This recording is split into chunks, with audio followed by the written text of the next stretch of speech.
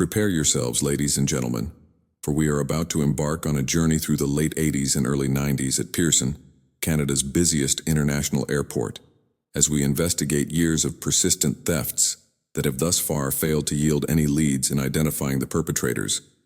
Is home to some of the world's busiest cargo terminals, processing millions of goods daily in an endless stream. These goods are then stored in an expansive facility that can handle any shipment, so you can find just about anything that comes through. Imagine a child entering a gigantic toy store. Anyone considering stealing from this establishment would undoubtedly be apprehended upon exiting, thanks to the presence of over 100 police officers. Nevertheless, during the late 1980s and early 1990s, the airport administration found that numerous upon discovering that high-end products, such as cameras, hard drives, computers, and other valuable items, some with a value of up to $500,000, were going missing from the airport on steel skids. The police promptly established a task force to figure out how the thieves were evading the airport's stringent security measures. I've seen that the perimeter is very secure. There are cameras all over the place, and everyone can see them.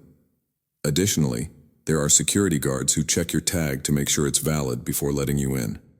Nevertheless, for years cargo just kept going missing, and the police investigations were fruitless.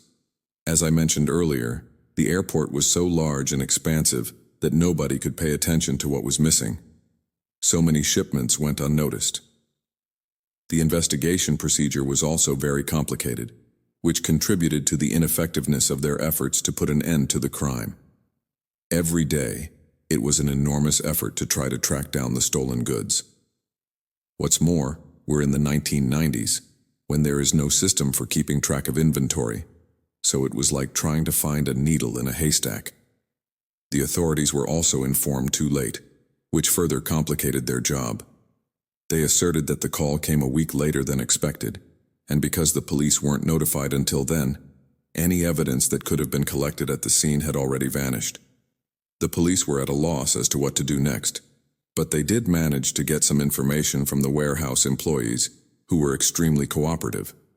Very cautious and meticulous in their responses, the workers seemed to be operating more like a gang or family. They knew each other well from years of working together, so any attempt by the police to break in would likely result in the continuation of the thefts that had been going on for years. They felt helpless and unable to stop them. The police eventually concluded that a criminal organization based at the airport was behind the thefts. They reasoned that such a mission would take a lot of time and effort to carry out, and that the gang would need to know everyone involved in the cargo operations. There was a widespread belief among airport employees that a large group was stealing cargo. However, the police were mistaken. It turned out that the heist was perpetrated by a single person who did not hold any managerial or supervisorial positions, was able to steal $7 million worth of cargo, and sell it worldwide. How did he manage to do it? I know you're wondering too, but don't worry. I got the inside scoop. He was just a regular truck driver who found a way to bypass security. The man in question is a truck driver named Hoa Lam Ong. He's a Vietnamese immigrant who arrived in Toronto, Canada, in the late 1980s with only $50. Our guide's ambition to become wealthy was so strong that he was willing to sacrifice anything, no matter the cost, in order to achieve his goal. Initially, he immersed himself in the Asian community. His friendly demeanor and easygoing nature made it easy for him to make friends. His infectious smile made a lasting impression on everyone he met, earning him the nickname Smiley. Shortly after, he crossed paths with a couple, Teresa, a Vietnamese immigrant, and Mr. Smiley, a young man who lived with Teresa's stepson, Benny, were married shortly after they met. Teresa was employed by a shipping company, and the couple had immediate chemistry due to their compatibility, where she found a job for her husband as a truck driver. Mr. Smiley's job was to collect goods from Pearson Airport and deliver them to businesses all over the city. However, his salary was only $1,600 per month, which was too low for him to achieve his dream of becoming rich. Since Mr. Smiley used to personally deliver the goods, he would drive up to the shipping address, unload the truck, and then stroll into the store to get a feel for the prices. This gave him a leg up when it came to stealing and selling the items he carried, as they were very valuable. He will certainly become wealthy, But since it was his responsibility to deliver the cargo, he couldn't steal from it. Then it occurred to him that the best place to steal was directly from the warehouse. Unfortunately, he didn't have a pass that allowed him to enter the warehouses. So when he arrived at the airport, security guards will ask to see his identification and pass before granting him access to the warehouse. He must keep his pass on him at all times while inside the facility. The pass also limited his movement within the warehouse, forcing him to stand in one specific area while workers brought goods to him. Mr. Smiley was compelled to become closer to the workers after being forced to do so by the truck. He had an easy rapport with them already due to his constant smiles, so he just needed to strengthen it. He discovered that inviting them to dinners and giving them gifts was the key. Persisted in fortifying his bonds with the employees in an effort to establish a network that would allow him to accomplish his objective. A primary focus was identifying the employees who were in the greatest need of financial assistance, particularly those with outstanding debts and bills. He was certain that this group of workers would be the ones to receive the most assistance. Turned out to be an easy target one day when one of the workers was loading Mr. Smiley's truck. Smiley approached the guy and requested if he could secretly load an additional skid of products for $2,000. The worker was shocked that Smiley was trying to steal money from him. The deal was immediately accepted by Mr. Smiley because he knew it would be a long time before the missing cargo was discovered, and because it wouldn't be trackable. When Mr. Smiley returned home, he opened the cargo he had received from the worker and discovered a trove of electronics worth up to $100,000. It was a profitable investment. He spent $2,000 to make $100,000, but he couldn't sell his products anywhere. So he forged relationships with owners of computer stores and sold them his wares at reasonable prices, often lower than market value. On another occasion, Mr. Smiley paid one of his employees again so he could. As usual, he loaded an extra skid of merchandise, this time closed cargo.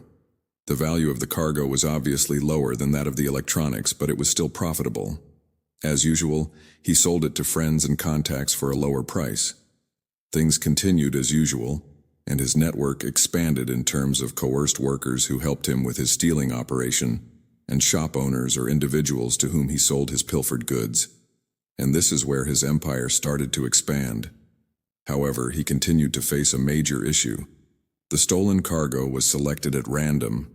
He had no knowledge of the products he pilfered, whether they were electronics, clothing, or anything else. Put simply, with each shipment he obtained new stolen goods. Because he ran out of products and had to find new customers to buy them, which complicated his retail process. To get around this, he teamed up with his wife, who had been his accomplice in the thefts. They both worked for the same company as we discussed earlier, so his wife took advantage of her position to get access to detailed. Based on the information provided by Teresa, Mr. Smiley meticulously studied the incoming cargo, determined which warehouse it was going to be stored in, and then compared this to lists of employees he knew he could bribe. As a result, his thefts increased. To boost his earnings and grow his empire, Mr. Smiley started stealing expensive cargo. However, the more cargo he stole, the more problems he encountered due to the sheer volume of stolen goods, which made the process of selling stolen goods a tedious and time-consuming ordeal. Due to the difficulties in the delivery process, Mr. Smiley decided to enlist his stepson Benny as an accomplice. Both Benny and Mr. Smiley treated Benny as if he were their son, and Benny showed great respect for his stepfather. Benny then took over the distribution of electronics and computer accessories, excelling at sales to the point where he established his own network of computer stores. Store owners trusted Benny because he would pose as Joe Yang, an alias for a real shipping company that didn't exist on invoices and business cards. This led most store owners to believe that they were purchasing legal goods from a trustworthy source, even though Benny was actually selling counterfeit goods. Mr. Smiley needed a secure location to keep his belongings, so he purchased 2 homes instead of risking renting public storage, since the Smileys continued to experience storage problems after a brief period of time due to the accumulation of goods caused by the series of theft operations. He lived in one, and you used the other as a storage facility. The Smileys would bring cargo every day and store it in their house. Their neighbors would often see the Smileys coming and going with their cargo, which made them curious about what was happening in their neighborhood. He was able to avoid suspicion at all costs thanks to his charming personality.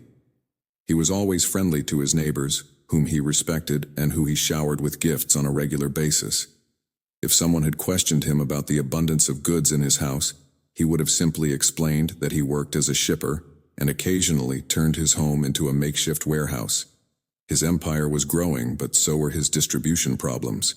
He was experiencing a supply and demand imbalance, and thankfully, it was the late 1990s. At the dawn of the Internet revolution, a slew of websites sprung up, one of which was eBay. This global marketplace allowed users to buy and sell virtually anything, from any location in the world. Users could also sign up without providing any personal information or a bank account, and the site prioritized the happiness of its customers above all else. Mr. Smiley took advantage of the website to sell his stolen goods. Sales flooded in from all over the world, not only Canada, and he began to ignore concerns about the product's origin or manufacturing process. Instead, he focused on making sure the customer got what they ordered and was satisfied with their purchase. Putting in the time and effort to package and ship their wares from their home or warehouse made selling easier, faster, and more profitable. The Smileys reached 9,000 sales on eBay, which boosted their fortune and enabled them to keep their empire going strong for 13 years. It's unbelievable, isn't it?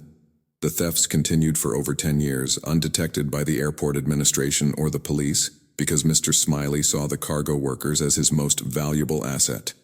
He made sure they were well taken care of by giving them gifts, paying their bills, and being there for them whenever they needed him. Ensured that these employees stayed loyal to him and kept his business running for over 13 years. But the investigation into the case stalled even after the police increased their efforts by going undercover. They still hadn't found the culprit. Watched as goods were loaded onto trains without a clue as to whether or not the activity was suspicious. With so many warehouse workers on the loose, the police were unable to narrow down their suspect lists, and Mr. Smiley was immediately named as one of them. Remain undetected until November 2001, when a computer store owner reported a break-in and robbery, prompting the police to act swiftly and search the store. Among the stolen items were hard drives, which the police later discovered had a unique serial number. The police were able to connect the dots between the computer store theft and the airport theft, marking the first instance where some of the stolen goods had been located. Inquiring further, they questioned the store owner about the source of the hard drives, and the owner disclosed that they had been bought from a shipping company that was affiliated with by an individual named Joe, who provided them with a phone number to reach him. Upon verification, the authorities found that the number belonged to Benny, prompting them to immediately begin monitoring him. The surveillance proved to be highly effective, yielding numerous facts that allowed them to identify Benny. As soon as he opened the garage door, the police recognized the man they had been searching for all these years, the thief.